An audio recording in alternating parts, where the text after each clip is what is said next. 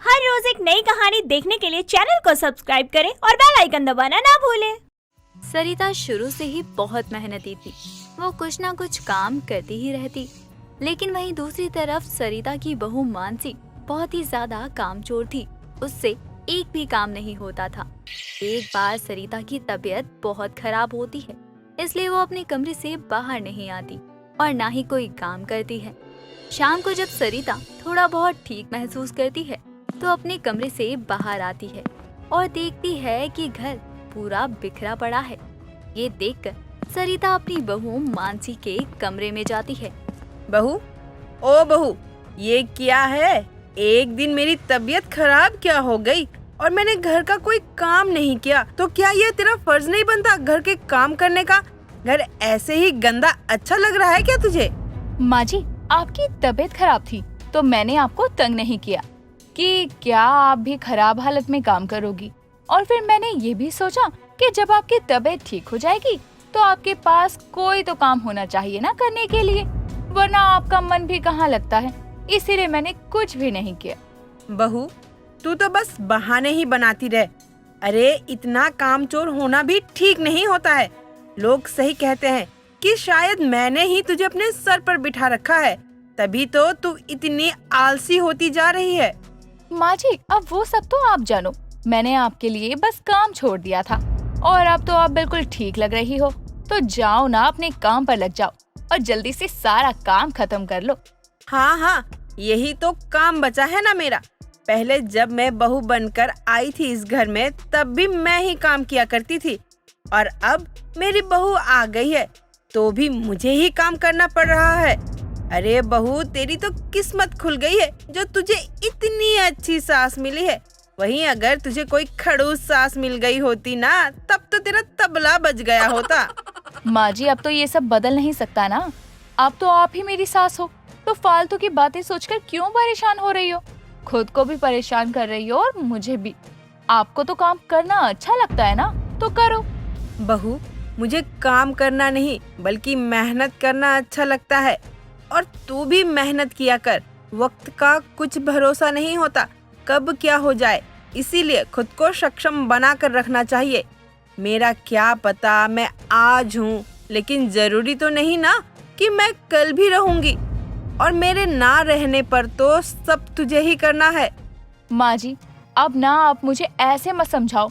मुझे जब ठीक लगेगा मैं तब काम कर लूंगी। सरिता अपनी बहू को काम करने के लिए समझाती है, लेकिन मानसी उसकी एक भी बात नहीं मानती और वही करती जो उसे करना होता है। ऐसे ही कुछ दिनों बाद मानसी बहुत सारी शॉपिंग करके आती है और लाया हुआ सामान वहीं रखकर सोफे पर बैठ जाती है। जब सरिता इतना सारा सामान देखती है तो उसे बहुत गुस्सा आता है और वो मानसी से कहती है, बहू, ये सब क्या है? वहाँ मेरा बेटा घिस घिस कर काम कर रहा है, पैसे कमा रहा है, और एक तू है कि आराम से पैसे उड़ाए जा रही है। कुछ शर्म है या नहीं तेरे अंदर? माँ जी, शर्म है, तभी तो इतना कम सामान ही खरीदा है मैंने, वरना आप तो मुझे अच्छे से जानती ही हो कि मैं खर्चे में कभी भी कोई कमी नहीं रखती हूँ। और अब भी बहुत सारा सामान लेना रह गया है। हे भगवान, बहू, तुझे कब मेरी बात समझ आएगी? अरे पैसे कोई पेड़ पर नहीं उगते कि जब मन चाहा जितना मन चाहा उतने तोड़ लिए। पैसे कमाने पड़ते हैं, इसीलिए पैसे थोड़े संभाल कर खर्च किया कर। माँ जी, पहले तो आप मुझे ये बताओ कि मैं अपने पति के ही पैसे खर्च कर रही हूँ, तो आपको इतनी परेशानी क्यों हो रही है? अरे मुझे ललित जी ने आज तक कभी कुछ नहीं कहा है, तो आप कौन होती हो कुछ कहने वाली? अरे यही तो दिक्कत है ना, तुझे ललित ने कभी कुछ समझाया और ना तेरी माँ ने। देख, पैसे हमेशा संभाल कर रखने चाहिए, क्योंकि जो आज हमारे पास है जरूरी नहीं कि वो कल को हमारे पास रहे। इसीलिए समझदारी पैसे बचाने में है, ना कि फिजूल खर्च में। अब बड़ा आप पैसों का ज्ञान दे रही हो। जब अपनी इतनी महंगी महंगी दवाइयाँ मंगवाती हो, मेरे पति के पैसे उसमें उड़ाती हो, तब आपके मुंह से ये सब क्यों नहीं निकलता? तब क्यों नहीं सोचती हो आप?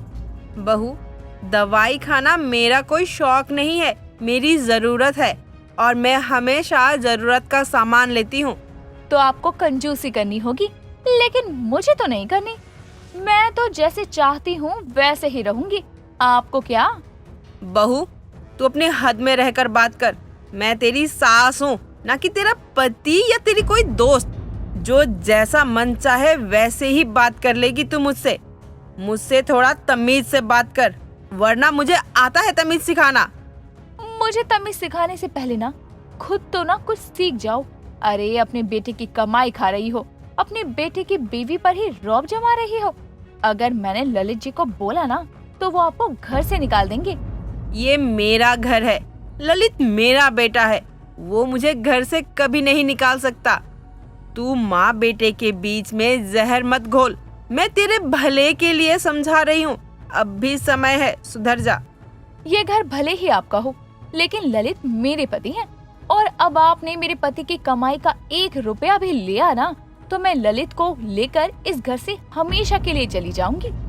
मानसी की बात सरिता के दिमाग में घूमती रहती है और यही सब सोचकर अब सरिता अपने आत्मविश्वास और स्वाभिमान के साथ कोई समझौता नहीं करती और खुद का काम शुरू कर देती है, जिसमें सरिता अब टमाटर की चटनी बेचा करती। ये देखकर सरिता का बेटा ललित कहता है, माँ ये सब क्या है? आप लोग बाहर जाके टमाटर की चटनी क्यों बेच रही हो? आपको ये सब करने की क्या जरूरत है? आपका बेटा अभी जिंदा है तो आप लोग ये क्यों कर रही हो? बेटा, मुझे पता है तू अपनी माँ को ऐसे काम करते हुए देखकर खुश नहीं है, लेकिन मुझे अपनी मेहनत की कमाई मिल रही है और ये देखकर मैं बहुत ज्यादा खुश हूँ। और वैसे भी बेटा, मैं अपना खर्च खुद उठाना चाहती हूँ। कम से कम तब तक उठाना चाहती हूँ जब तक शरीर मेरा साथ दे। अपनी सास और पति को बातें करते हुए देखकर वहाँ मानसी आती है। वाह वाह, यहाँ आप अपने बेटे को मेरे खिलाफ भड़का रही हो। यही दिखाना चाहती हो ना आप कि कितना काम करती हो आप, और आपकी बहू बस घर में आराम करती है।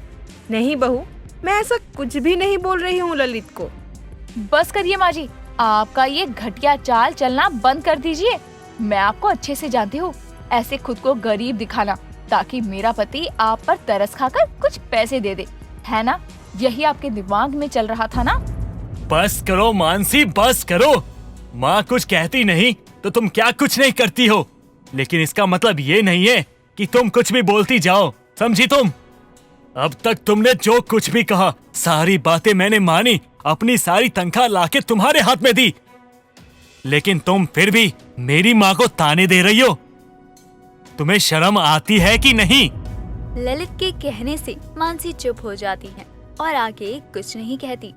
कुछ दिनों बाद मानसी अपनी सास को घर से निकाल देती है, लेकिन सरिता फिर भी हिम्मत नहीं हारती और अपनी टमाटर की चटनी बनाकर बेचने का काम जारी रखती है, जो काफी अच्छा भी चलने लगा था। तो वहीं दूसरी तरफ ललित का काम बंद होने की कगार पर आ गया था। कहीं से अब ललित के घर में पैसे नहीं आ रहे थे और एक बार तो ऐसा दिन आता है कि ललित के काम पर ताला लग जाता है। ललित काफी परेशान था। अपने पति को परेशान देखकर मानसी ललित से कहती है, क्या हुआ ललित? कुछ परेशान लग रहे हैं, सब ठीक तो है ना? कुछ भी ठीक नहीं है, हमारा काम बंद हो गया। तुमने माँ को धक्के मार के घर से निकाला था ना, तो देखो देखो तुम, माता लक्ष्मी भी हमसे रूठ के चली गई।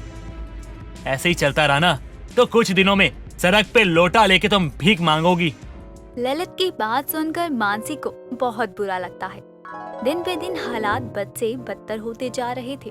ये सब देखकर मानसी को अपनी गलती का एहसास होता है और फिर वो अपनी सास का पता लगाने लगती है। जब मानसी को पता चलता है कि उसकी सास कहाँ रह रही है, तो मानसी वहाँ जाती है और अपनी सास के पैरों में गिरकर रोने लगती है। माँ जी, मुझे माफ कर दो। मैंने आपके साथ कितना गलत बर्ताव किया, इसीलिए भगवान ने मुझे मेरे कर्मों की सजा दे दी। मुझसे बहुत बड़ी गलती हो गई माँ जी, मुझे माफ कर दो। मानसी अपनी सास से माफी मांगकर उसे घर लेकर जाती है और अब अपनी सास की मदद भी करती है टमाटर की चटनी बनाने में। दोस्तों, अगर आपको ये कहानी पसंद आई तो इसे लाइक करें, शेयर करें और कमेंट करके बताएं कि कहानी में आपको सबसे अच्छा क्या लगा।